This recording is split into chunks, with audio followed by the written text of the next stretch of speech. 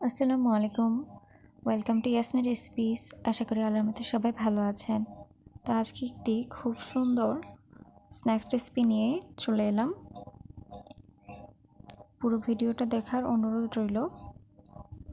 আমার চ্যানেলটিকে সাবস্ক্রাইব করবেন, আমার ফেসবুক পেজ এবং ইনস্টাগ্রাম অ্যাকাউন্টটি অবশ্যই ভিজিট করবেন।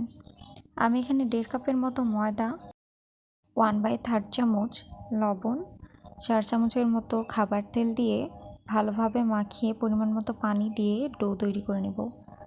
ডোটি বেশি শক্ত বা নরমও হবে না। ডোয়ের গায়ে তেল মাখিয়ে 15 মিনিটের জন্য আমি রেস্টে রেখে দেব।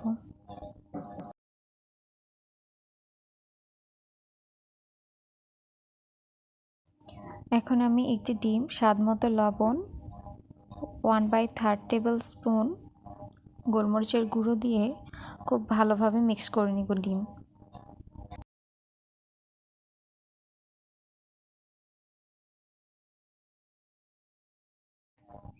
প্যানে তেল গরম করতে বসিয়ে দিয়েছি। ডিম দিয়ে দেব। যেভাবে আমরা অমলেট তৈরি করি ঠিক তেমন। খুব সিম্পলভাবে ডিমটা ভেজে নেব।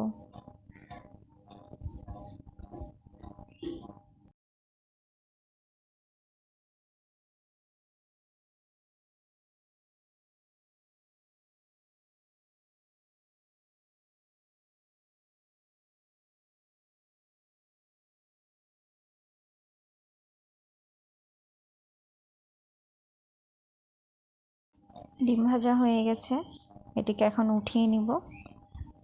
ডিমটিকে আমি রোল করে খুব পাতলাভাবে স্লাইস করে কেটে নেব।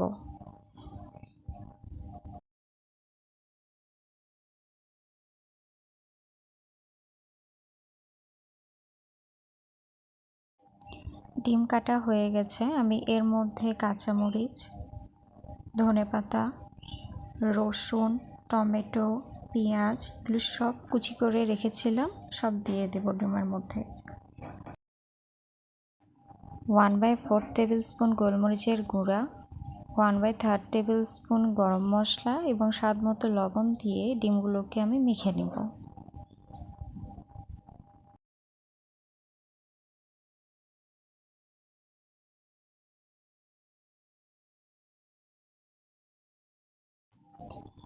আর ডোটা আমি একটু ভালোভাবে হাত দিয়ে মেখে নেব, ছোট ছোট লেচি কেটে নেব।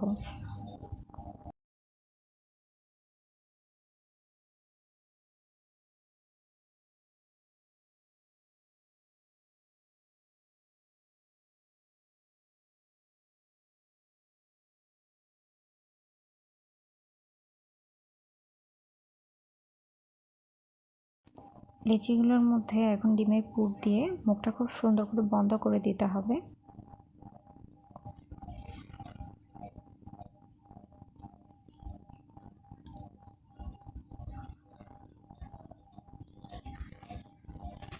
ঠিক এইভাবে আলতো হাতে চাপ দিতে হবে, বেশি জোরে চাপ দেওয়া যাবে না।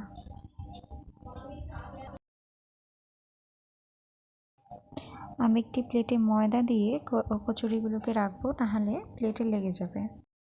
আমি স্ন্যাক্স কিভাবে ফ্রোজেন করে রাখি আমি একটি ভিডিওতে দেখিয়েছিলাম, তো সেটা আমি ডিসক্রিপশন বক্সে সেটা লিঙ্ক দিয়ে দেবো, আপনারা দেখে নেবেন।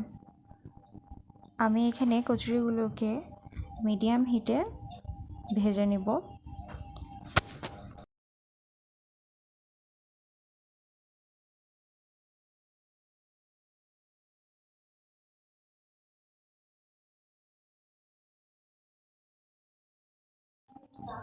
কচুরির রেসিপিটা আপনাদের কেমন লাগলো অবশ্যই জানাবেন, বাসায় ট্রাই করবেন।